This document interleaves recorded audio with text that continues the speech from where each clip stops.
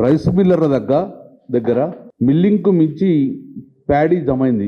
గతంలో ఉన్న మిల్లింగ్ కెపాసిటీకి అనుగుణంగా ప్యాడీ చాలా పెరిగే వారికి రైస్ మిల్లర్ దగ్గర మిల్లింగ్ జరగలేదు. కేసీఆర్ గారి ప్రభుత్వంలో నీళ్ళు ఇవ్వడం వల్ల పంట చాలా దిగుమతి వచ్చింది. రైస్ మిల్లింగ్ కెపాసిటీ పెరగకపోవడం వల్ల వేలాది లక్షలాది క్వింటల్ల ప్యాడీ ఆ రైస్ మిల్లర్లలో నిల్వ ఉన్నది.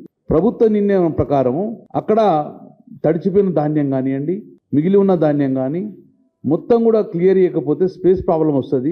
మళ్ళీ నెక్స్ట్ వచ్చే ధాన్యానికి కూడా ఇబ్బంది అవుతుందని చెప్పేసి ప్రభుత్వం 38 లక్షల మెట్రిక్ టన్ ధాన్యానికి గుర్తించింది. గ్లోబల్ టెండర్ పిలవడం జరిగింది. ఆ ముఖ్య ఉద్దేశం, గ్లోబల్ టెండర్కి ముఖ్య ఉద్దేశం ఏంటంటే వెంటనే మీరు 90 రోజుల లోపల ఆ మిగిలి ఉన్న ప్యాడీ మొత్తం ఆ మిల్లులన్నీ ఖాళీ చేసుకొని మళ్ళీ తదుపరి వచ్చే పంట కోసం స్పేస్ ఏర్పాటు చేసే విధంగా 35 లక్షల మెట్రిక్ టన్ ధాన్యాన్ని కూడా మీరు టెండర్ పిలవడం జరిగింది. అది 90 రోజుల్లో వెంటనే ఆ ఏజెన్సీలు ఎత్తాలి. ఎత్తిన తర్వాత ఇమ్మీడియట్గా 90 రోజుల లోపలనే మీరు సుమారు 7,650 కోట్ల రూపాయలు ఆ ప్రభుత్వానికి ఆదాయి, అంటే 2,007 per quintal, 2,007 per quintal into 35 లక్షల మెట్రిక్ టన్ ధాన్యానికి సుమారు 7,650 కోట్ల రూపాయలు ప్రభుత్వానికి జమ చేయాలి 90 రోజులు. అంటే ప్రభుత్వం యొక్క ఉద్దేశం ఏంది?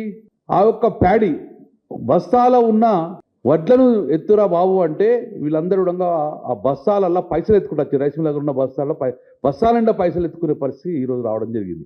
ఇప్పటికీ రైస్ మిల్లర్లు ఏమంటారు? ప్యాడీ మా దగ్గర ఉన్నది, చెడిపోయిన ప్యాడీ మా దగ్గర ఉన్నది, దాన్ని మీరు మొత్తం చూసుకున్న తర్వాత టెండర్ వాడుకున్నారు 5 ఏజెన్సీలు, మా ధాన్యాన్ని మీరు తీసుకుపోండి అని చెప్పి రైస్ మిల్లర్లు అంటారు.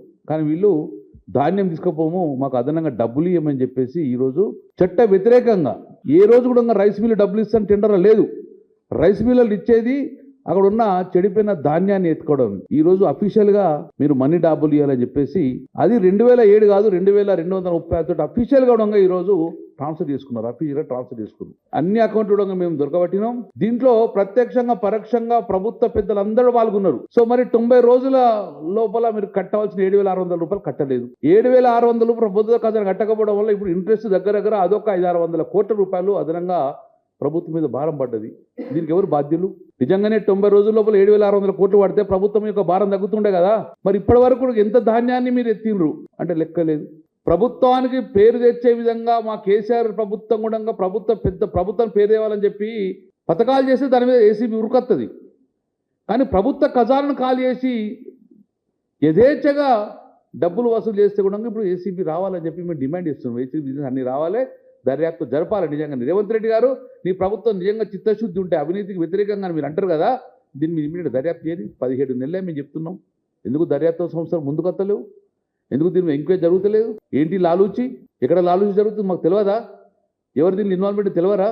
మేము ఒకటే డిమాండ్ చేస్తున్నాం, ప్రభుత్వ ఖజానాకు రావాల్సిన డబ్బులు ప్రైవేట్ ఖాతాలకు వెళ్ళింది, దీన్ని ఇమ్మీడియట్గా ప్రభుత్వం యొక్క డబ్బును రికవర్ చేయాలి, యాక్షన్ తీసుకోవాలి.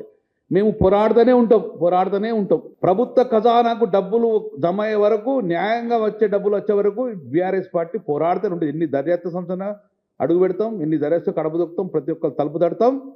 ఎట్టి పరిస్థితుల్లో ఈ యొక్క ప్రభుత్వ ఖజానా గండిపడ్డ అంటే ఎవరైనా దోషులుగా ఉంటే డెఫినెట్గా వాళ్ళను శిక్షించే విధంగా మేము వెంబడబడతాం.